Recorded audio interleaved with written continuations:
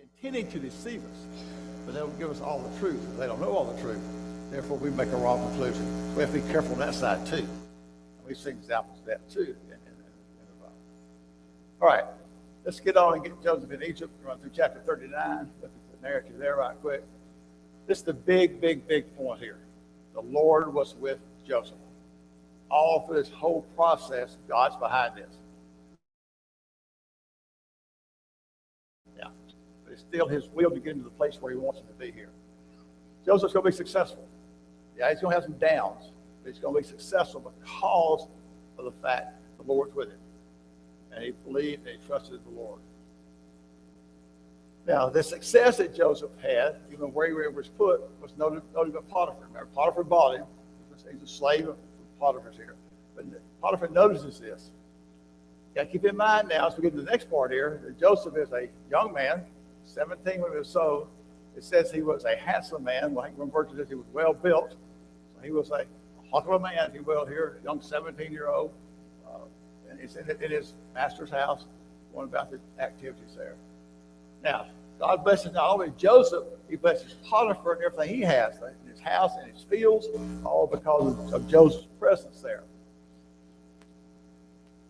So Joseph's put in charge of all the house. He has complete control. It's going to be very similar here to what he has when he gets in Pharaoh's house. He's in charge of everything in the house. And he's going to tell Potiphar's wife, he's casting his longing eyes for him and wants him to lie with her. Your master give me everything in the house except you. Everything in the house. He doesn't concern himself with anything except what goes in his mouth. Everything else I take care of. So, but Joseph refuses her. Not just once, but over and over he refuses her. And his whole point is, how can I do this great thing and sin against God? Now, is it wrong to do this as far as Potiphar is concerned? Yeah, he's already made that point. She's your wife. I have a right to her. And she's yours. So I have no right to do that. But the sin, Joseph points out, when he says this, is I will sin against God if I do this. So, think about this. Where is Joseph? Long ways from home. Anybody know him? Nobody knows him. So, what if he had done this? Anybody going to know about it? Anybody going to tell mom and daddy? Anybody? Not married? No wife to worry about? Think about, he could have pushed this off with, okay, I can advance with this. I get good with her. I get even more benefits. No, he says it's wrong. He didn't do it. But she keeps it up. Day after day after day, it says. He was even careful when text points out where he was in the house. Trying to be there alone with her in the house. But they were one day. The men were out. He was about in the house, about doing his normal duties, doing his work. And she grabbed hold of him. And he turns and flees and leaves his coat. She holds his coat, and he pulls out of it, and he runs outside to get away from her. And now she's had enough. She's tried and she's been rejected enough times that she said, okay, I'm going to get it. So she tells the servants first, and Potiphar comes in and tells him that this Hebrew slave that you brought into this house is coming here and tried to force himself on me. And he left his coat here when he got up and ran. So Potiphar then puts Joseph in prison. And again, the Lord's with him. The Lord's got to get him in the right place for the right thing. And yeah, prison's not a good place to be, and a sister's not a good place to be, in the pit. But goes through this to get there. But in prison, guess what? He's a shining star again because of the way he acts, the attitude he displays, and the prisoner put the chief of the prisoners, the guards, puts him in charge of the prison, and the Lord continues to bless him there. So that's kind of the synopsis of what's in chapter 39. If you go to the narrative there, he sows Potiphar, the seduction, the work, the blessing, and he winds up then in prison because of Potiphar's wife. So 3 or 4 thoughts out of this chapter, real quick. And then first came responsibility. Joseph went into the house to do his work. Now, none of the men were in the house. It turned out to be a bad situation, but Joseph had work to do, and he went in there to do his work. And what I'm getting to is his work. And again, this goes back to the high school class I was teaching on this thing. You got to learn to work. You got the work to do. You got to do your work. And it says we're to work with our own hands. And this one here talks about you don't work, you don't eat. So teach your children, teach your grandchildren the responsibility of learning how to work. Then we get this section on lust and seduction and things that went on between Joseph and Potiphar's wife. Proverbs 7 here, and it's the woman with a tire of a harlot, crafty heart, lurking at every corner, come and delight yourself with love, enticing speech that comes at him. You can imagine what Potiphar's wife, we don't have it recorded what all she said to him, but she could make him all kind of promises or sweet talks or whatever, trying to get Joseph to be with her. But the passage here, if a young man, Proverbs talking to, he did not know if he went into her, it would cost him his life. Joseph did that. Joseph didn't bite.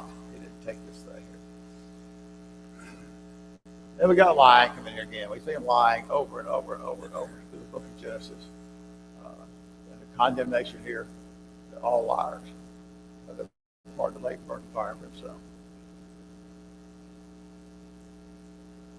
Stand for the truth, even when it hurts. Even when it hurts. And we've seen that before too, as we go through this. And Joseph here is going to get hurt because of the lie that was told here. The big thing is, Joseph wouldn't do that and sin against God. The lying, or any other thing we looked at, is sin against God. So it goes across the torture and not the fire. Look at that in the story in Acts 5 there. Here's the last slide. We've got about 5 minutes left. Consider God's blessing on Joseph. Faithful in the most difficult of circumstances. Look how his brothers are treated. Hated, envy, jealousy.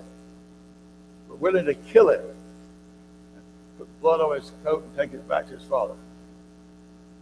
Fortunately, providentially, Midianites came by and he sold him instead. They were ready to kill him. Sold into Egypt. Away from home, 17-year-old, had no idea he'd ever get back home. Here he is in Potiphar's house. Grand opportunity to move up, make it with the boss's wife. Didn't do it. It's the big thing. His faithfulness was rewarded by God's blessings. Everywhere he went, the Lord was with him, made him prosper. He's got part of it today. The same thing's going to continue as he goes on and gets disappointed again. He's still got another two years sitting there in prison. But again, the timing's got to be right. So everything falls in place here. Okay. Somebody else got some thoughts about 37 or 39, either one? Get the story of Joseph.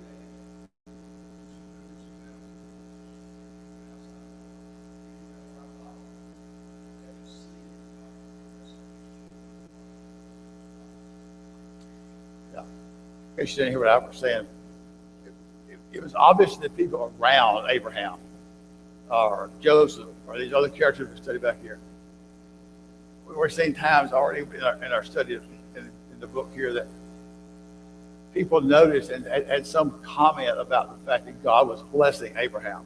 They could see it. People here could see God was blessing Joseph.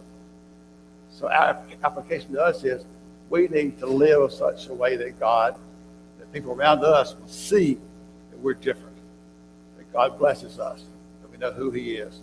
And we don't do it any of it just to get his blessings.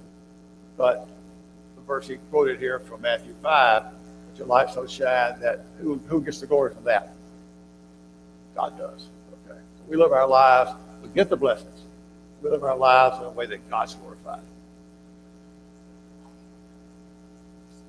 All right. Anything else? About 2 minutes.